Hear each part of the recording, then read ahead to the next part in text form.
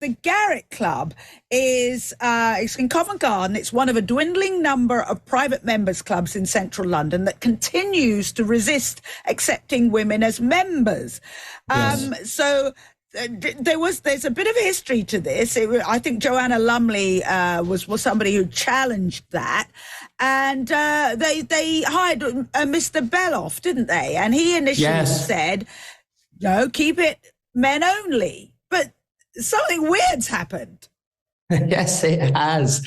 So Joanna Lumley wanted to join and was forwarded or seconded or whatever the phraseology in these clubs is. I'm not a member of one, and I wouldn't want to be a member of one that wanted me to have it. I knew you were going to say but the story is that Michael Beloff Casey, the great Michael Beloff Casey, the libel star of the 90s, former master of Balliol College, Oxford.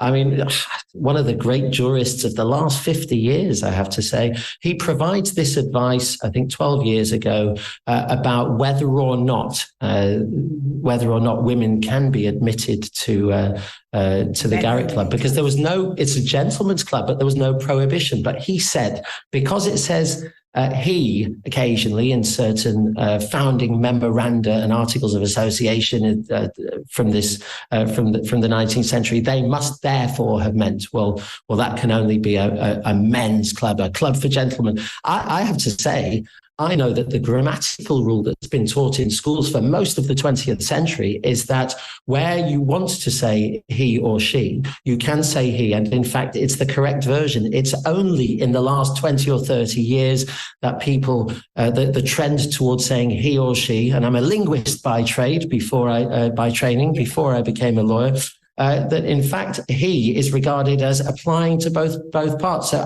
I find it strange that he would take that view. However, he now says that it's been brought to his attention that the Law of Property Act 1925 mentions that where he is written, it should be seen as denoting he or she. Well, first of all, I'm no great land lawyer, I'm no great property lawyer, but even I remember the Law of Property Act from 1925. It's one of the main pieces of legislation you have to learn as a law student.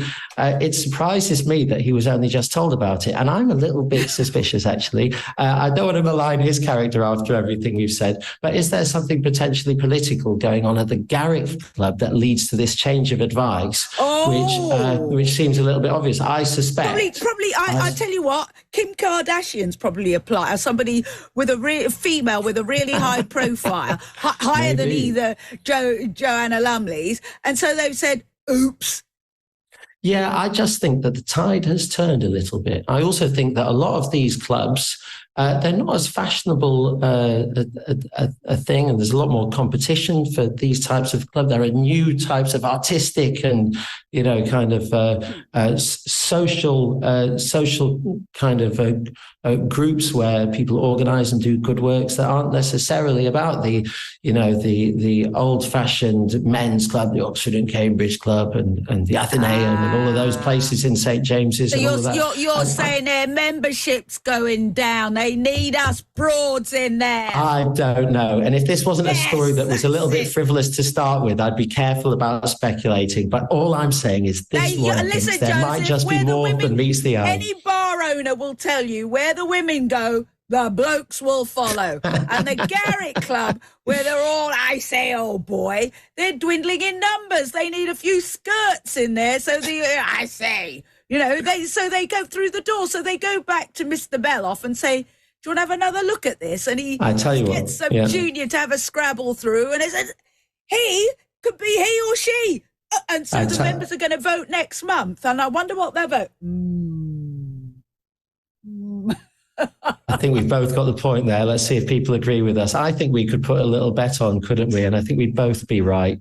I think that in a very short time, there will be a membership approving, climbing down with no loss of face to the great Mr. Beloff or anybody else, suggesting that women are now cordially invited to grace the Garrick Club with their presence. Thank you very much. And Joanna Lumley will be first through the door. Thank you. Thank you so much, Joseph. Joseph Kotrie-Monson. I love talking with him because it gives us another dimension of what's in the news, the legal dimension.